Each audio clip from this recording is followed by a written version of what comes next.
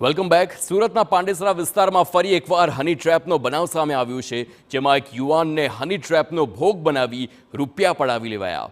પાંડેસરાના એક યુવાનને હની ટ્રેપમાં ફસાવી મુંબઈ લઈ જવામાં આવ્યો હતો, જ્યાં એક યુવકને હોટલમાં નશાકારક પદાર્થ પીવડાવી બેભાન કરી આરોપીઓએ યુવકના યુવતી સાથે વાંધાજનક ફોટા પાડ્યા અને ત્યારબાદ આરોપીઓએ યુવકને દુષ્કર્મના કેસમાં ફસાવવાની ધમકી આપી હતી. ડરી ગયેલા યુવકે મુંબઈમાં જ 40,000 રૂપિયા આરોપીઓને ટ્રાન્સફર કર્યા હતા.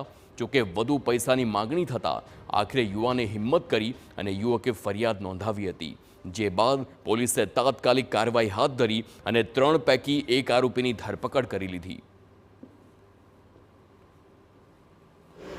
पुलिस स्टेशन में ये अर्जी मिलने पर 40,000 रुपये लेने की बात को चेक किया गया तो ये बात सत्य मिली कि 40,000 रुपये उन्होंने मुंबई में ही जो फरियादी है उसके खाते से आरोपी ने ट्रांसफर करवा लिए। उसके बाद में हमने सर्विलेंस टीम को लगाया तो ये टेम्पो और एक आरोपी ये हमें बरामद हुआ। आरोपी जो मिला है उसको अरेस्ट किया गया है। अभी जो पकड़ा गया आरोपी है संजोग बहादुर महतो,